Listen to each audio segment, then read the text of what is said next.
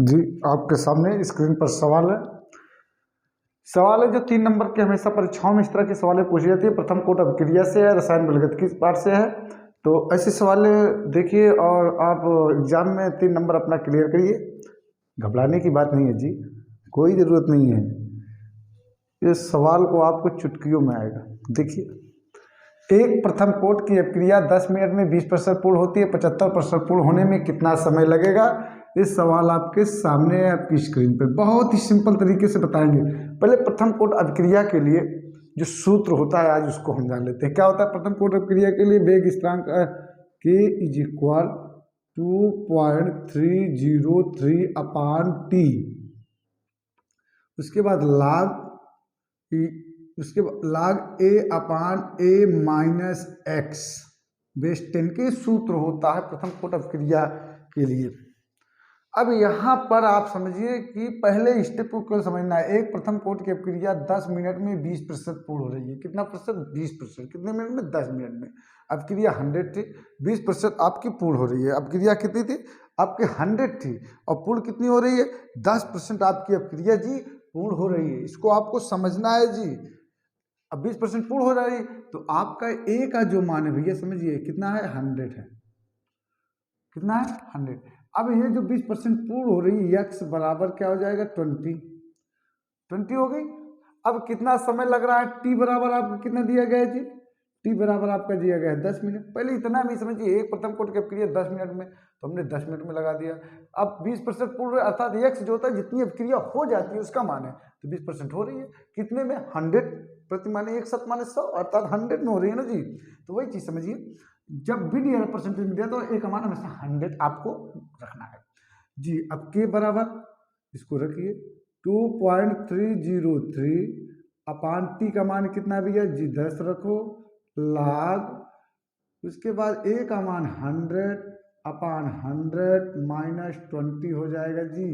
यहाँ बेस 10 के है तो के बराबर हो जाएगा 2.303/10 log।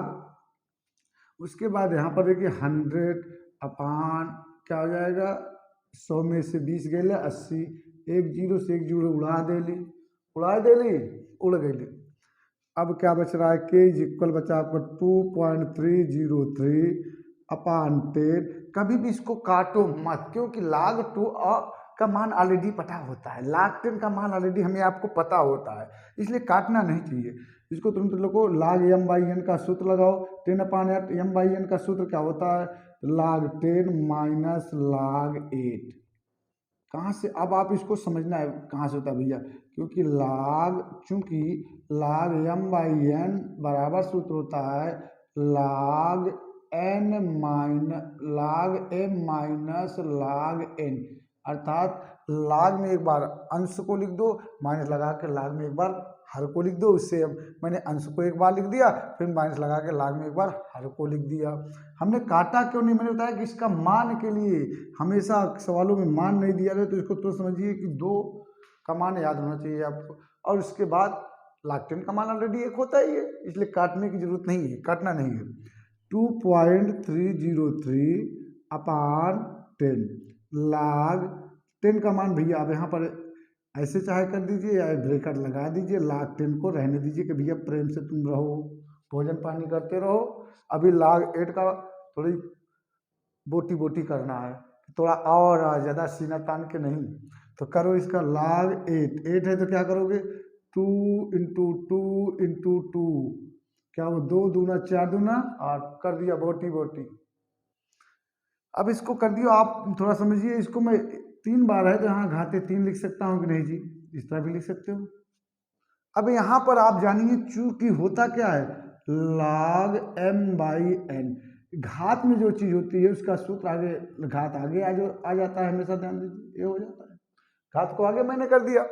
अब यहाँ पर हो जाएगा k इज इक्वल 2.303/10 log 10 का मान कितना होता है? 1, याद रखिए भैया। अब यहाँ पर इक्वल 3 log 2। अब याद रखिए हमेशा के लिए log 2 का मान जो होता है 0.3010 होता है, ऑलरेडी याद रखो। हमेशा पूरी जिंदगी इसको याद रखो, यही होता है। log 2 का मान क्या होता है, यही होता है। log 2 का मान होता है क्या, यही होता है, पूरी जिंदगी याद रखो। तो k इज इक्वल क्या हो जाएगा भैया, k इज इक्वल आपका क्या हो जाएगा 2.303 अपॉन 10, उसके बाद ब्रैकेट में 1 माइनस, अब 3 इंटू log 2 का मान क्या होता है 0.3010 होता है, इसको ब्रैकेट में रख दीजिए जी, रखे जी। के इज इक्वल 2.303 अपॉन 10, ब्रैकेट में रखिए 1, 1 2 3 4, 4 मतलब वाली 2 माइनस 30, 3 जीरो में 0, 3 एक नम 3, 3 जीरो में 0, 3 3 9, 3 जीरो में 0, इसको मैंने रख दिया जी। अब के का मान आप जब करोगे, के का मान क्या हो जाएगा 2.303 अपॉन 10। अब इसको घटाइए, यहाँ गया 9, 9 में से देखिए अभी तो यहाँ 0 है, यहाँ 0 है, घटा दो कितना हो गया 0, यहाँ हुआ 9, 9 में से 3 गई 7, यहाँ बचा था 9, 9 में से 0 गई 9, यहाँ बचा था 9, 9 में से 9 गई 0। अब ये हो गया आपका इतना। अब इसका आप मल्टीप्लाई कर लो, गुणा कर लो, जो भी गुणा करने में आता है जी। के इज इक्वल गुणा करोगे आप जी तो होगा क्या, इसका गुणा करो या इससे भाग एक बार दे दो, भाग दे दो, क्या हो जाएगा 0.303 जी ए हो जाएगा 2303 इंटू 0.0970। अब इसका मल्टीप्लाई आप करेंगे, गुणा करेंगे, गुणा करने पर जो आएगा, जो भी आएगा, अब इसको गुणा करना पड़ेगा जी, इतना तो याद रहता नहीं है। चलो इधर कर लेते हैं, थोड़ा जल्दी से वीडियो को लाइक शेयर करते रहिए। 2303 इंटू 0.0970 जी, 0 पहले मैं बढ़ा दे रहा हूँ, 7 3 21 हो गया, 7 3 21, 7 2 14, 2 16 हो गए जी। अब इसको करिए 9 3 27, क्या हुआ 9 3 27 जी, 9 3 27, 27 हो गया, 9 3 27 की 7, 9 दूनी 18, 2 20 हो गया जी।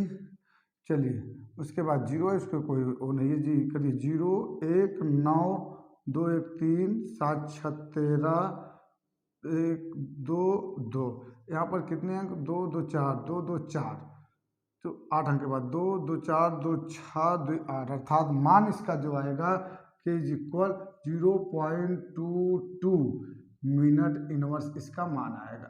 मिनट इनवर्स इतना आप लगाइए, इतना में। अब उसके बाद क्या करा, 75% पूर्ण होने में कितना समय लगेगा जी, जितना इसमें 20% पूर्ण होने में जब समय पता हो गया तो मुझे के का मान पता ही हो गया, तो उसको पूर्ण होने में कितना लगेगा, तो 75% पूर्ण होने में कितना समय लगेगा जी। अब हाँ इसको स्क्रीनशॉट ले लीजिए जी, मिटाने चल रहे हैं जी, कितना समय लगेगा थोड़ा ध्यान दीजिए। अब आप इसको जब कर लीजिए, इसका मिटा रहे हैं जी, सूत्र को रहने दीजिए। 75% पूर्ण होने में कितना समय लगेगा जी, थोड़ा ध्यान दीजिए। यहाँ पर आप मैं टी रख दे रहा हूँ, अब क्वेश्चन में पूछ रहा है कितना लगेगा 75% पूर्ण होने में, अभी 20% अर्थात यहाँ 75 हो जाएगा, तो क्या हो जाएगा टी बराबर 2.303 अपान के का मान भी कितना निकालो 0.22 जी, निकाले हो कि नहीं।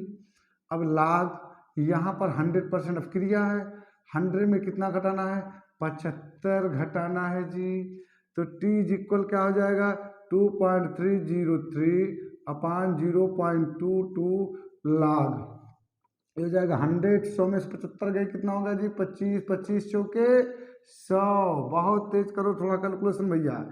2.303 अपान 0.22 इंटू लाग 4, लाग 4 को 2 घाते 2 लिख सकते हैं जी, लिख सकते हैं खूब आराम से। टी इज इक्वल आपका हो जाएगा 2.303 अपान 0.22 लाग, देखिए लाग आगे आ जाएगा 2 लाग 2 हो जाएगा। अभी लाग 2 का मान क्या बताए थे 0.3010 जी, रखो यहाँ पर टी इज इक्वल हो जाएगा 2.303 अपान 0.22, ये गया 2 इंटू 3 0 जी, यहाँ पर क्या होगा 0.3010 जी, ये होगा ना। अब इसको 2 से काट दीजिए थोड़ा जल्दी से, 2 एक नम 2, 2 ग्राम में 22 हो जाएगा था 0.a हो जाएगा जी। अब इसके बाद इसको भी मिटा दे रहे हैं जी, समझते रहिए कितना सरल है। जहाँ ना समझ में आए मैं जा रहा हूँ थोड़ी टीजी कैलकुलेशन करने में आप सीखिए। कैलकुलेशन में नहीं आ रहा तो बताइए, एक वीडियो एकदम कैलकुलेशन का आपको बना देंगे जी। टी इज इक्वल क्या हो जाएगा भैया, टी इज इक्वल आप कर रहे हैं तो आप 2.303 अपान 0.11 इंटू 0.3010, ये आपका हो रहा है, ये आपका इतना हो रहा है।